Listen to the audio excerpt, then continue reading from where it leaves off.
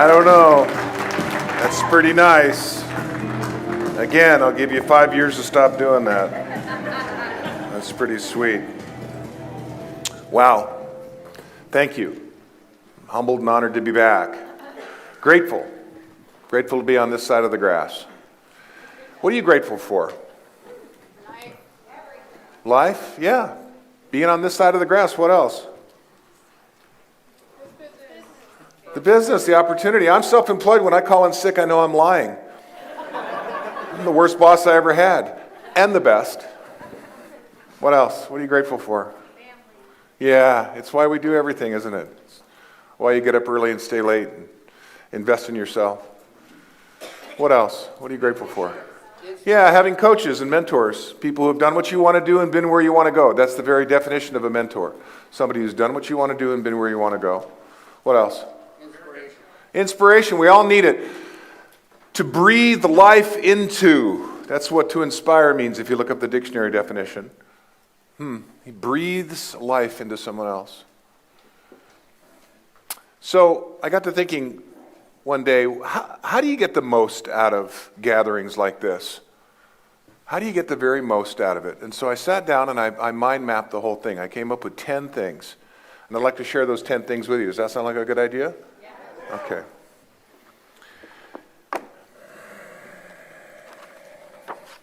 Number 1, take great notes. Yeah, it's not what I say, it's what you hear. Right? The ahas that you get, the insights, the ones that have stars next to them and exclamation points, that's the stuff. Take great notes. And then when you're done with the notes, go back over the notes. Repetition's the mother of skill. It's how we learn everything. It's all about reps.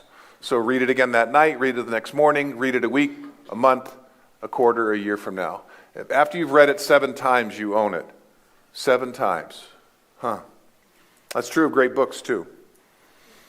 Number 2, capture key words in the stories. Every story I tell has a very specific point. It's measured and planned. Now, occasionally I'll tell a story that isn't, but for the most part, every talk I give, I put a fair amount of time into each one.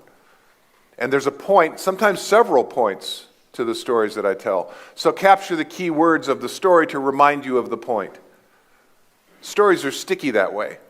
That's why they're so powerful. They stick. Facts and statistics, not so much. Number 3, get involved, take risks. Hang around afterwards, talk to the speakers. Approach the people that have done what you want to do and been where you want to go. Ask them what books they've read, what seminars they attend.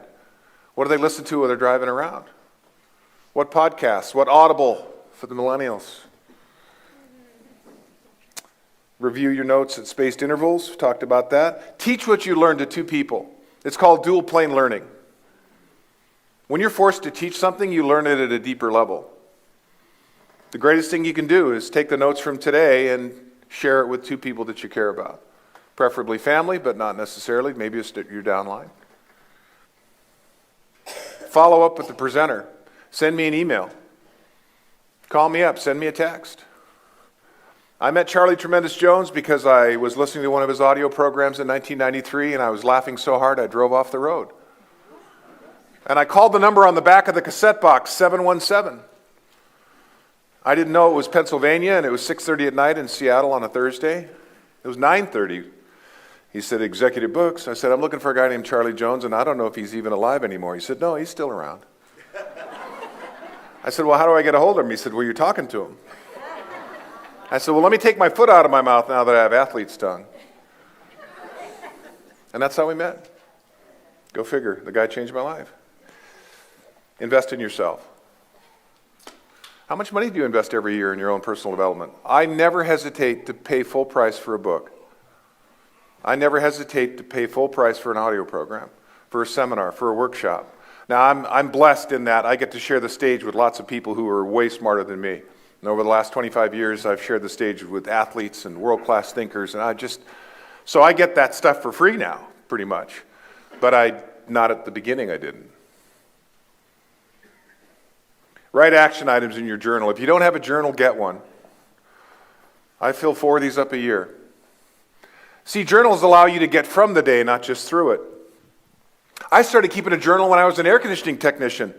I electrocuted myself in the freezer walk-in one day, and I wrote in my journal that night, never want to do this again. Right? The mistakes go in there. The lessons learned go in there. The wins go in there. The ahas, the insights, the to-do lists. Number 10, keep investing in your personal development. Never, ever stop.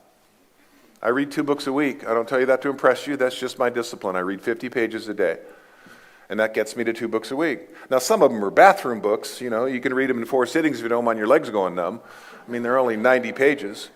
But I love the Ken Blanchard kind of books, you know. I mean, when I read 1 Minute Manager, I went, I can summarize that book in 1 sentence. Be a good finder. Next book, you know.